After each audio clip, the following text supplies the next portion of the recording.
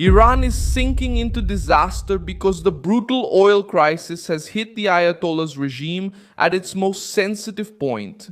The money that supports the Revolutionary Guard, pays allies, keeps the repression going, and tries to sell the world a false image of Tehran's strength. On this May 16, 2026, what is making headlines is not just an oil spill in the Persian Gulf or a technical problem near Kharg Island, Iran's main export base.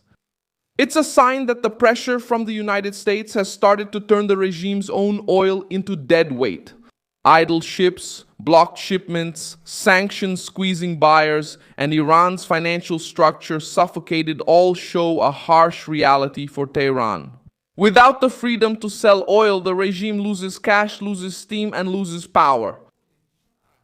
While Trump tightens the flow of money without needing to turn every move into open war, Iran tries to cover up the damage with rhetoric, threats, and propaganda.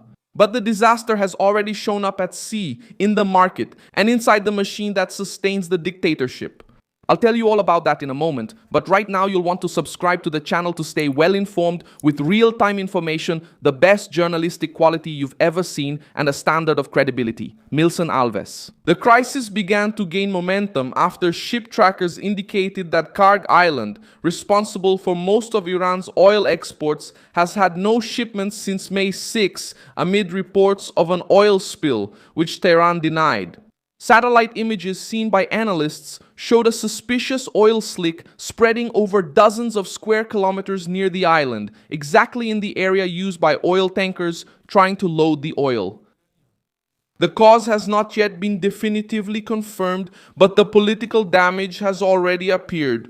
The regime depends on this oil to survive and now sees its main supply under pressure. What happens now is simple to understand. When the oil doesn't flow, the money doesn't come in. And when the money doesn't come in, Tehran loses the ability to finance its own power structure. The United States Department of the Treasury stated that the economic pressure campaign is aimed precisely at the Iranian regime's ability to generate, move, and repatriate resources, including sanctions against companies, ships, and networks linked to the oil trade. On April 24, Washington sanctioned the Chinese refinery Hengli and about 40 firms and vessels linked to the so-called Iranian shadow fleet, accusing this system of keeping it alive. Tehran's oil. The Revolutionary Guard takes center stage in this story because Iranian oil is not just an export product, it is part of the machinery of power. According to the US Treasury, the regime uses parallel financial networks, exchange houses, and shell companies to turn oil revenues into usable funds for the military, partners, and regional allies. On May 1st, the Treasury stated that Iran settles a large part of its oil sales in Chinese yuan and relies on these networks to convert those proceeds and circumvent sanctions. On the outside, the regime talks tough. On the inside, it needs to hide money, route payments through third parties, and chase after buyers willing to take risks. The oil spill near Kharg exposed another wound. Experts warned of risks to fisheries, coastal communities, desalination plants, and marine habitats. The immediate damage appears in the sea, on the coast, and in the daily life of those who depend on that region.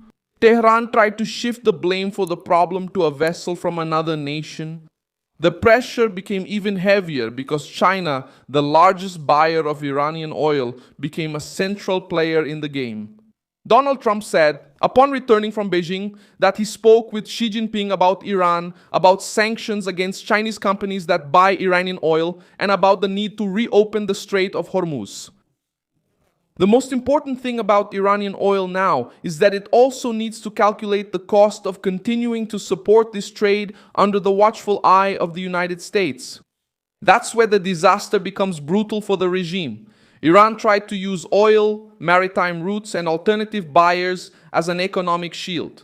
But the American response was to tighten the screws on the system: ships, refineries, shadow banks, shell companies, and intermediaries. The target isn't just to stop a shipment, the target is to make every Iranian barrel more expensive, harder to move, and riskier for those who buy it. Trump understood that he didn't need to turn every move into a military spectacle. It was enough to choke off the money that fuels the machine. Meanwhile, the regime tries to maintain the appearance of control.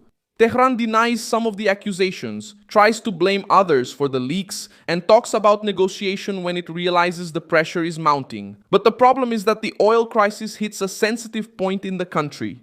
Iran needs to sell oil to keep its economy running, its currency afloat, and its military structure supplied. With no normal way out by sea, buyers at risk, and sanctions targeting financial routes, oil becomes a burden within the system itself. The market also felt the impact. Reuters reported that oil rose to about $109 per barrel na sexta-feira, em meio a impact. The increase in value shows that the tension is not confined within Iranian borders.